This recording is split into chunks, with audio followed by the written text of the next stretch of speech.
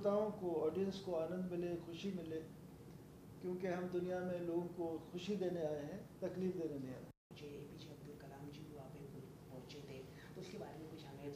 गज़ल गाते थे, कव्वाली गाते थे, उनका भी हमने सम्मान किया वहाँ पर। और पंडित भीमसेन जोशी जी,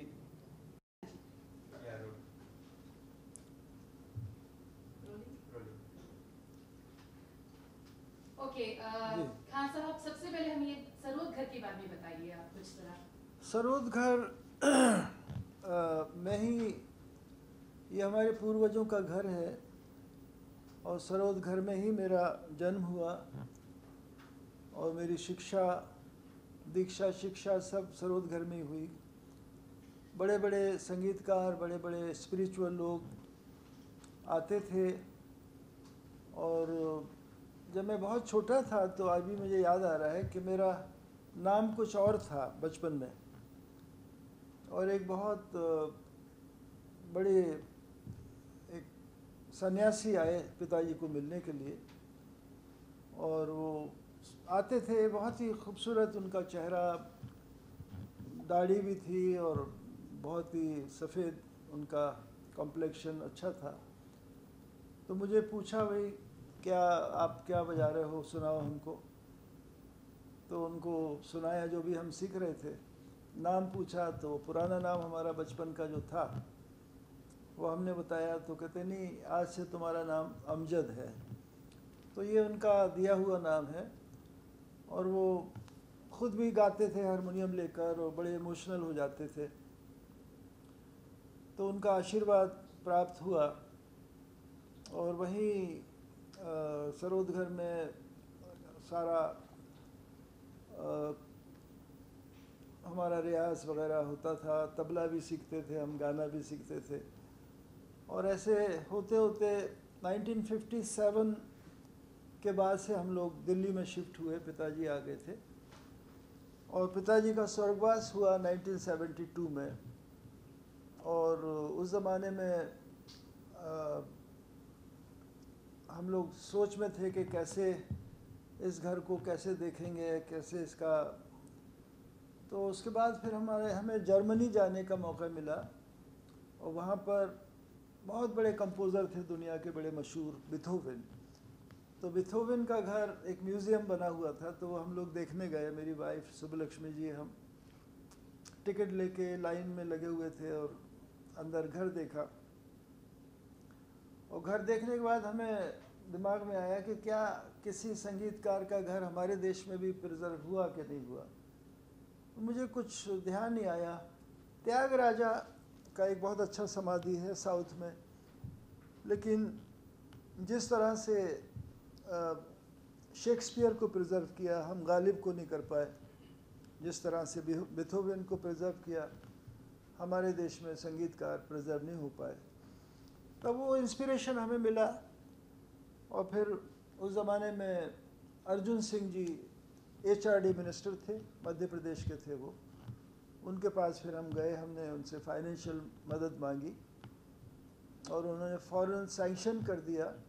हमने क्या, हम इसको म्यूज़ियम कन्वर्ट करना चाहते हैं घर को। तो हालांकि कुछ लोगों ने ऐसी भी सलाह दी थी कि इसको होटल बना दीजिए, इसको गेस्ट हाउस बना लीजिए, काफ़ी आप पैसा कमाएंगे इससे। तो मैंने कहा, नहीं भाई, ये तो पैसा कमाने की चीज़ नहीं है, ये यादें हैं बुज़ुर्गों की, हमारे बचपन की। ये वो जगह है जहाँ हमें शिक्षा और दीक्षा मिली है, तो ये पूजनीय है। तो इसलिए हमने ये सरोद घर बना के एक तरह से गुरु दक्षिणा हमने अपने गुरु को दी, अपने पूर्वजों को, कि सिर्फ उनकी यादें हैं वहाँ। उसके अंदर सारे पूर्वजों के, हमारे बचपन के इंस्ट्रूमेंट्स हैं। बड़े बड़े संगीतकारों ने अपने पूर्वजों के इंस्ट्रूमेंट्स वहाँ दिए हैं, वो सब रखे हुए हैं, and it's open to public, कोई भी जा सकता है। तो सरोद घर चलता रहे, और सरोद घर को कोई तकलीफ़ ना हो, इसलिए ये कार्यक्रम हो रहा है 11 नवंबर को षण्मुखानंद हॉल में, जहाँ मेरे अलावा अमान अली बंगश, आयान अली बंगश, मेरे दोनों बेटे, वो भी बजाएंगे। और मैं शुक्रगुज़ार हूँ और संगीतकारों का श्री सुरेश वाडकर जी का, रेखा भारद्वाज जी का, श्री अनूप जलोटा जी का, दीपक पंडित जी का, सब लोग मिलकर हम लोग एक ही स्टेज पर सब लोग ये कार्यक्रम पेश करेंगे।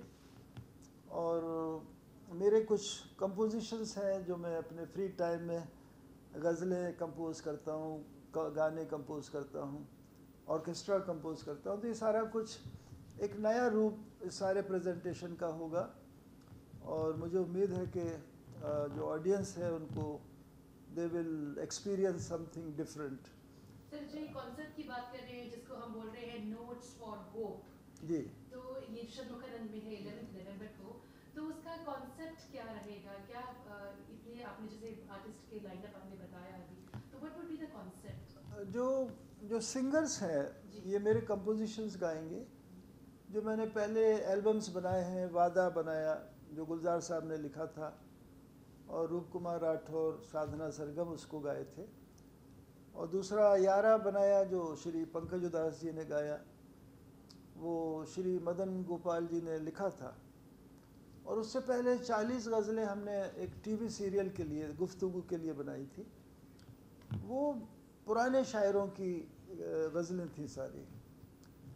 और एक बहुत पुराना गाना था, उसमें दिले नादा तुझे हुआ क्या है, आखिर इस मर्ज़ की दवा क्या है। तो वो उसको हमने एक नया उसको नया रूप दिया, क्योंकि जो पुरानी तर्ज़ें होती हैं उनको चेंज करना बड़ा मुश्किल होता है, क्योंकि बचपन से वो सुरैया और नूरजहाँ इन लोगों के गाने, वो दिले नादा सभी ने गाया है, लेकिन वो एक अलग उसका रूप बना है। तो ये प्लेबैक सिंगर्स इन्हीं गानों से, इन्हीं एल्बम से जो उनको पसंद आएगा वो गाएंगे उसको। Thank you so much.